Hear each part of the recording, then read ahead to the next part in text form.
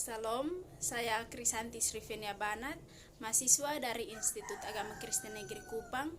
Di sini saya akan menyampaikan materi tentang strategi pembelajaran aktif. Strategi pembelajaran aktif pada dasarnya merupakan upaya untuk mengarahkan anak didik ke dalam proses belajar sehingga mereka dapat memperoleh tujuan belajar sesuai dengan apa yang diharapkan.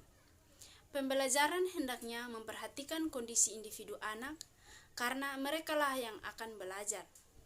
Anak didik merupakan individu yang berbeda satu sama lain, memiliki keunikan masing-masing yang tidak sama dengan orang lain.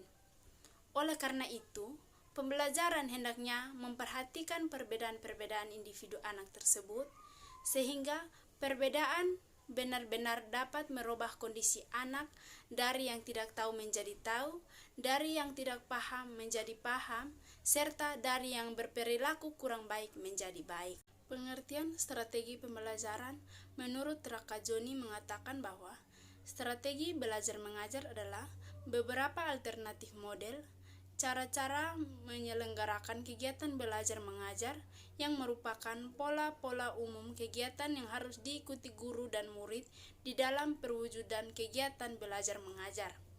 Implementasi konsep strategi pembelajaran dalam kondisi proses belajar mengajar ini ada beberapa pengertian sebagai berikut. Yang pertama, strategi pembelajaran merupakan suatu keputusan bertindak dari guru dengan menggunakan kecakapan dan sumber daya pendidikan yang tersedia untuk mencapai tujuan melalui hubungan yang efektif dan antara lingkungan kondisinya yang paling menguntungkan. Yang kedua, strategi pembelajaran merupakan garis besar bertindak dalam mengelola proses kegiatan belajar mengajar untuk mencapai tujuan pembelajaran yang efektif dan efisien. Yang ketiga, strategi dalam proses belajar merupakan suatu rencana yang dipersiapkan secara seksama untuk mencapai tujuan-tujuan belajar. Yang keempat, strategi merupakan pola umum perbuatan guru dan peserta didik di dalam perwujudan pembelajaran. Pola ini menunjukkan macam dan urutan perbuatan yang ditampilkan guru dan peserta didik di dalam bermacam-macam peristiwa pembelajaran. Dari beberapa definisi tersebut, dapat ditarik simpul bahwa strategi pembelajaran adalah beberapa alternatif model-model dan cara-cara menyelenggarakan kegiatan belajar mengajar yang merupakan pola-pola umum kegiatan yang harus diikuti oleh guru dan siswa untuk mencapai tujuan instruksional yang telah ditetapkan. Strategi dalam pembelajaran. Yang pertama, strategi pembelajaran menghadapi orang visual dibagi dalam beberapa bagian, yaitu A. Menggunakan materi visual seperti gambar-gambar, diagram, dan peta. B. Menggunakan warna untuk menandai hal-hal penting. C. Dirangsang untuk membaca buku-buku berilustrasi. D. Menggunakan multimedia seperti film, lagu, dan lain-lain. E. Mendorong anak mengilustrasikan pikiran-pikirannya dalam gambar. 2. Strategi belajar menghadapi orang kinestetik. Bagian A. Jangan paksa belajar dalam waktu yang lama. B. Mengajar anak belajar dengan mengeksplorasikan lingkungan. C. Mengizinkan anak mengunyah permen karet saat belajar. D. Menggunakan warna terang untuk menghilit hal-hal penting dalam bacaan.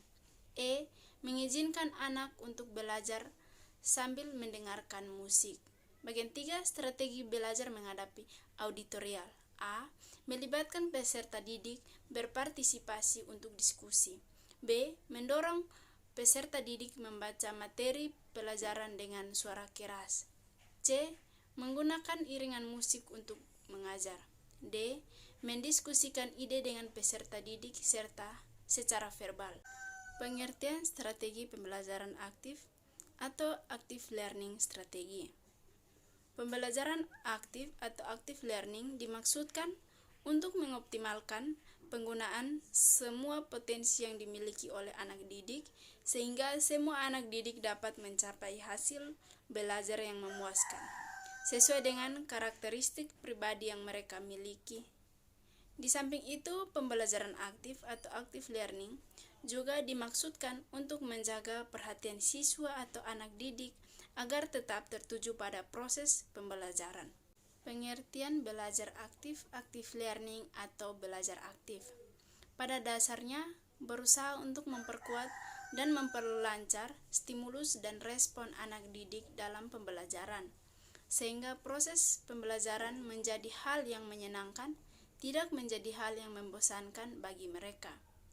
Dengan memberikan strategi active learning atau belajar aktif pada anak didik dapat membantu ingatan atau memori mereka, sehingga mereka dapat dihantarkan kepada tujuan pembelajaran dengan sukses.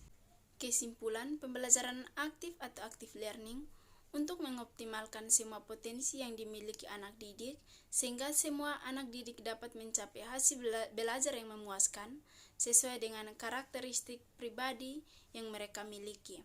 Di samping itu, pembelajaran aktif juga untuk menjaga perhatian siswa atau anak didik agar tetap tertuju pada proses pembelajaran, dan dalam proses kegiatan belajar mengajar akan lebih mudah dipahami serta lebih lama diingat siswa apabila siswa dilibatkan secara aktif baik mental, fisik, dan sosial.